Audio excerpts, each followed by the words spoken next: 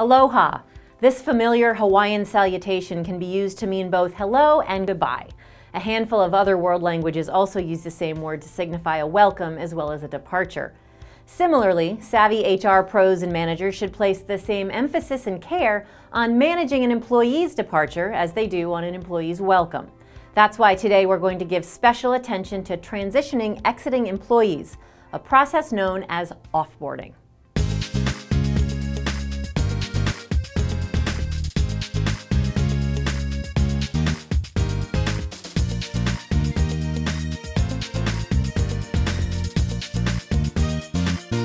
Many companies dedicate significant effort to onboarding new employees, officially providing orientation and training that can last for days or even weeks. With all of this effort, it can be easy to overlook the offboarding process, which is in fact equally important.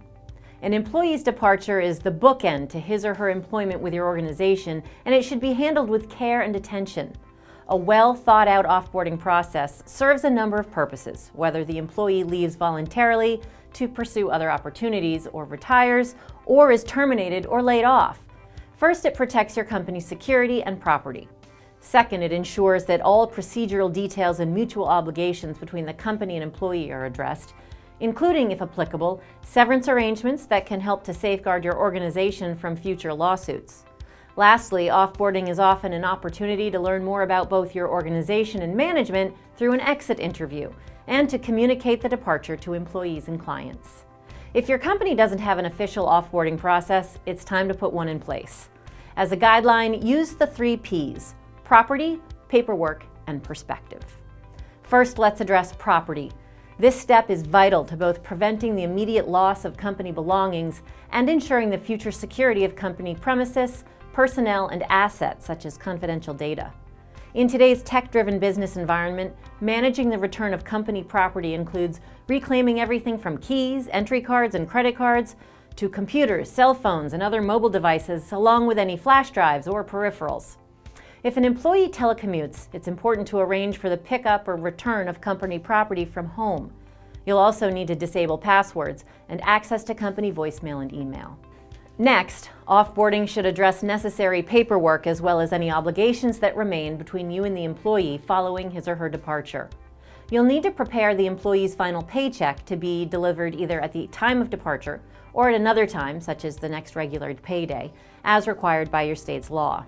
Inform the employee that employer-sponsored health insurance will end and explain how he or she can obtain continued health coverage through COBRA or state continuation of coverage laws, if applicable, and facilitate access to retirement plans for management or possible rollover as necessary.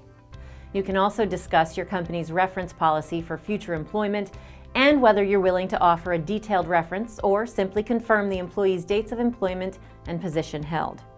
Finally, in the case of an employee who's leaving involuntarily, as with a termination or layoff, you may wish to offer severance pay in exchange for his or her waiving the right to sue the company for discrimination or wrongful dismissal. Due to the complexity of the law in this area, severance agreements should be written by a knowledgeable employment law attorney, and severance should be paid only after an agreement's been signed. Next, your offboarding program can give you perspective through an exit interview if the employee agrees to give one. Many employees leaving voluntarily are more than willing to sit down for a candid discussion of the company, including areas of strength and those that need improving, ideas for increasing productivity in their individual jobs and departments, and the company's overall competitive standing in the marketplace as it relates to salary, benefits, and rewards programs. Don't overlook the exit interview if you're fortunate enough to have a willing employee. It can supply valuable information that you won't obtain under any other circumstances. This final phase of offboarding is also where HR, the employee supervisor, and possibly even the employee develop a transition plan and discuss how and when to communicate the departure to colleagues and clients to minimize disruption. Finally, keep this in mind.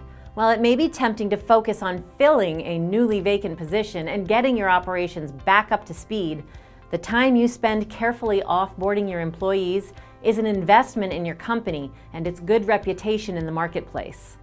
To learn more about termination, COBRA, and a host of other HR and benefits management issues, visit us online at www.hr360.com. And thank you for joining us today for HR Over Coffee.